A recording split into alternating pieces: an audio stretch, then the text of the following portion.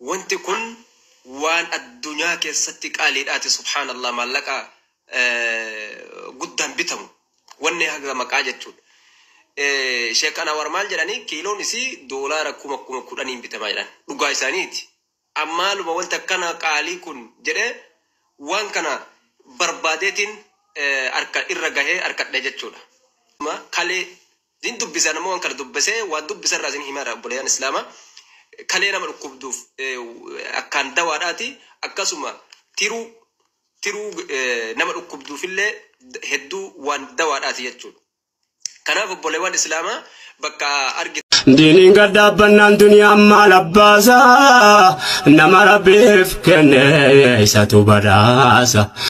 السلام عليكم ورحمة الله وبركاته. كبجمتوتا في جالتمتوتا هردفتوتا كيا جرجرتو بجرات نمتك علي أمس ربين عمري كيسن كيسا بركاسني فاكا وبكم جرتنتي رحمة ربي كيسن أحجرات داسنين جدا أر فيديو قباب دوسينيك أبدي وفي فيديو كنمو وان أقومان فايدا قبجتشورا وانو في كيا اتفايا دمي بوا أرقي isiniif qooduu dhufe jechuudha. Innis maal inni isiniif fakkaate wanta yeroo hunda manuma arabaa keessatti ilaalla garuu mana arabaa namni buna dhugu jechuudha. Gawaa arabaa san namni dhugu hundi inni fayyadama garuu jararra laalu malee itti fayyadamnee hin beeknu. Ani garuu dhiyootaan akka itti fayyadamu jammaree malee duraan hin beeku jechuudha.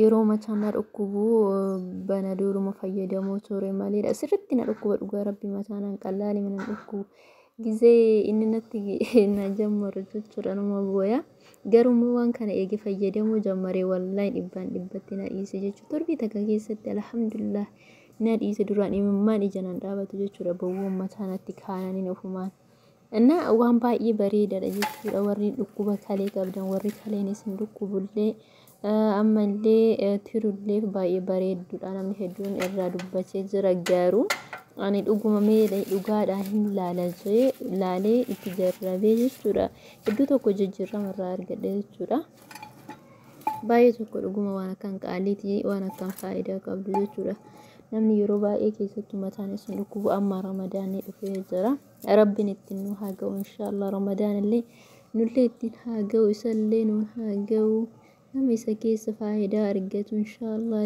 isarratti ittillee fayyadamu nu haa taasisu khayrii inni qabu hunda walitti nu haa qabu inshallah nama qalbii qulqulluun soomu nu haa taasisu soomu qofaa miti inshallah rabbiin nama sooma kennallee irraa qeebalamtu seera feera isaa guutee nu haa taasisu hunduma kennayyuu amma akkuma beekamu yeroo ramadaanaa kana dalagaan hin baay'ata jechuudha bakka hundattuu dalagaan ni baay'ata kanarraa kaka'e nu dhukkuba jechuudha maaliif jennaan guyyaa sooma oollee akkasumatti dalaynaa halkan dalagaadhaa raahaa tokko hin qabnu dhaabbachuu oolla jechuudha ربي إنه حالات سنو هاجر قالوا إن شاء الله من نوفاتو جتشاي والله يدتك كل فاتة دلقان يرو رمضان نلوفيكم هندي كيسانو بيتن جتشور رمضان حيسة دلقان بايتك كل فاتة ربي إنه حالات سو إن شاء الله ويتنو قبي يا رمرادك ينقوتي بيتنو قلتشي نما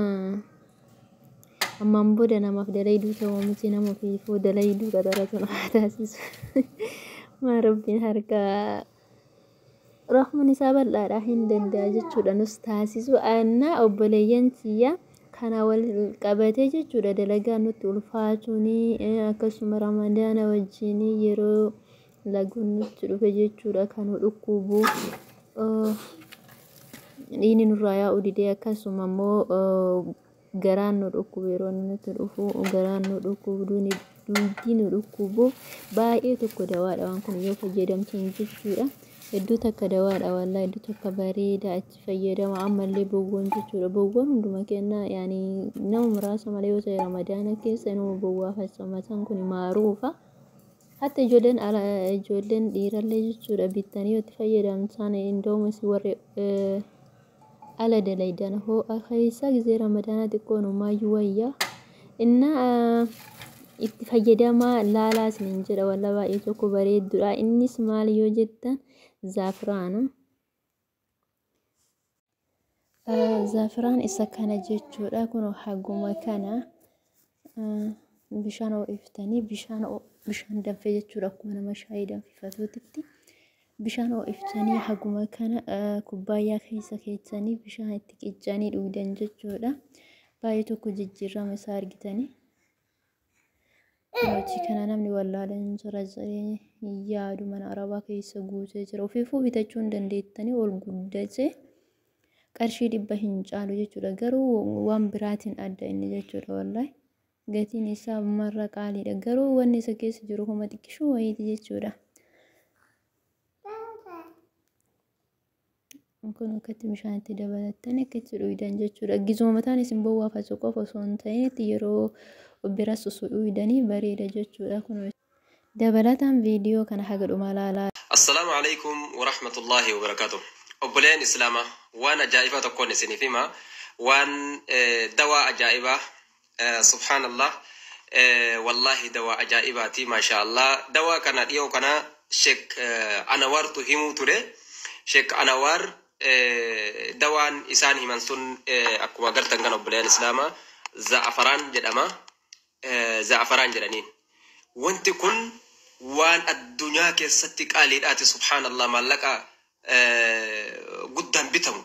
Wanni haga maqaa jechuudha. Sheek Anawar maal jedhanii kiiloon isii doolaara 10,000 bitama jedhan. Dhugaa isaaniiti. Amma luma wanta kana qaalii kun jedhee waan kana barbaadeetiin harka irra gahee harkadha jechuudha. Akkuma isin gartan kana as keessa jirti. Birrii amma an biyyaan keessa jiradhutti euro 7 bitee waan haganaa kana jechuudha. Euro 7 bitee euro 7 laal doolaara irra jirti jechuudha. Doolaara irra jirti xiqqoo doolaara irra jirti haganaan bitee jechuudha. Kanaaf wanti isin dawaadha obboleen Islaamaa akkuma Sheek Anawaruu jedhanii Sheek Anawaruu waan saddeqoo mataa irraa tuqanii jiranii dubartii dhiini rakkisuu fi dubartii heeydiin garaan irra jiru dhiini rakkisuuf hedduu dawaa qabdi. Akkasuma dhiirotaaf hormoona akkasuma hedduu waan bu'aa guddaa qabu. Akkasuma nama coggaarraan laphee kana keessa isa gubu isa ho'isu waan akkasiitiif hedduu dawaadha. Akkasuma mataa nama dhukkubu wallahi anafa mataan kun na rakkisaa yeroo baay'ee na dhukkuba. Mataa nama dhukkubus wanti kun hedduu waan dawaadhaati. Akkasuma kalee din dubbisa nama waan kana dubbisee waan dubbisa irraa isin himaa obboleen Islaamaa kalee nama dhukkubduuf akkaan dawaadhaati. Akkasuma tiruu nama dhukkubduufillee hedduu waan dawaadhaati jechuudha. Kanaaf obboleewwan Islaamaa bakka argitanitti mee akkanumatti ilaallaa waan isii keessa mee waan hagamtu birrii 7 jechuudha subhanallah waan isin ajaa'ibu laalaa obboleewwan Islaamaa waan haganaa tana jechuudha. Waan haganaa tanatu mee akkanumatti isin galti. Wanti tun birrii 7 bitee jechuudha. Euro 7 bitee nama ajaa'ibsiisa wallahi waan addunyaa kana keessatti akkaan qaaliidhaati jechuudha. Kunoo mee itti gannaqee akkuma isin gartan kana shaayii itti goonee akkanatti dhugne jechuudha. Kunoo